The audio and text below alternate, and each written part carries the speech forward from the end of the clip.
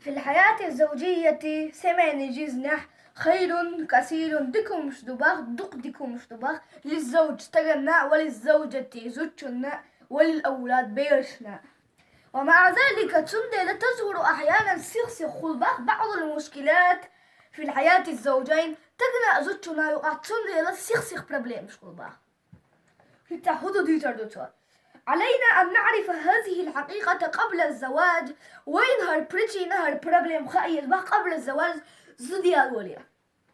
نعم قد تحدث خلافات بين الزوجين تجنى زوجنا يقع رزليش خلباخت، وليست هذه هي المشكلة بروبليم ياتباخ، وإنما المشكلة بروبليم أن نعجز عن حل تلك المشكلة.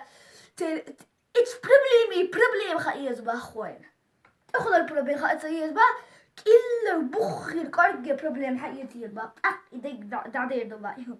يعتقد كثير من الشباب أن الحياة الزوجية بلا مشكلات تحبل تعيل ماذا درجة أطير دباخ أن الحياة الزوجية سمعنا جزنا بلا مشكلات وبشي بروبليم عيوت شباخ تيرا أترى إيش تطير دباخ. فإذا قابلوا مشكلة شنت بروبليم أي أنتنا وفكروا في الطلاق تخسر زد عيغيت ويلو.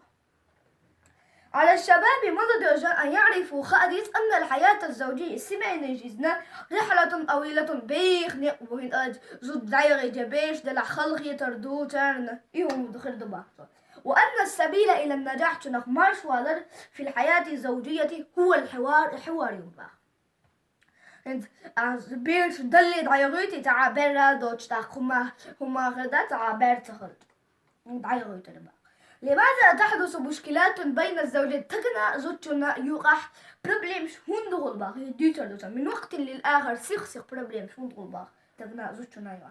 يعود السبب إلى وجود الاختلافات كثيرة بين شخصية الرجل وشخصية المرأة. يعود السبب إلى وجود الاختلافات رزليتش تجنى زوجنا يقع رزليتش كثيرة دخلر تأيوت باخون أجد تجنى زوجنا بيشنا ديش دقون دباخر ديكون تندل دوي بين الشخصية الرجل تجنى وشخصية المرأة زوجنا يقع. وتظهر هذه الاختلافات بروبليمش رزليتش خلباخ بعد مرحلة الطفولة باردن تشوتح خلباخ وتزيد في مرحلة الشباب تعزدي يعني دخان يلي خلباخ. فالرجل تجنى يحب أشياء هم مش دقيات لا تحب، والمرأة زوج سيشهم، والمرأة زوج يس تحبها هم شيء لا تحب يا يحبها المرأة والرجل تجن سيشهم مش يزبع. وعندما تظهر المشكلات في الحياة الزوجية بروبليم خلطة نعسمين جزن يأخذ الزوجان في الشكوى تج زدا جالة وتسدول دباخ وشيء يشكو الزوج تجو جالة فيقول زوجتي زدا لا تستمع إلي شغلته وتتكلم مع صديقاتها في الهاتف كثيرا تيوان جاش بدرش دق خبر دباخ وتذهب إلى السوق كثيرا بازرا دخيت باخ وتشتري أشياء لا نحتاج إليها وإن إيش هم شائعت باخ بازر ينشر أحتاج بيدي يوم تأويت باخ.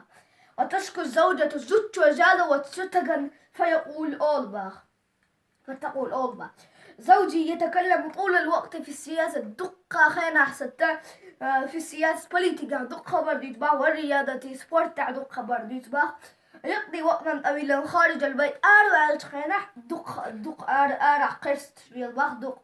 وعندما يكون في البيت دوما تغل أروع يشتغل تعويسين خينح يقضي الوقت شيخان ضعوا باخته في قراءة الصحف قضية ولا مجلات جورنال أو مع الحاسوب يا كمبيوتر حلقة.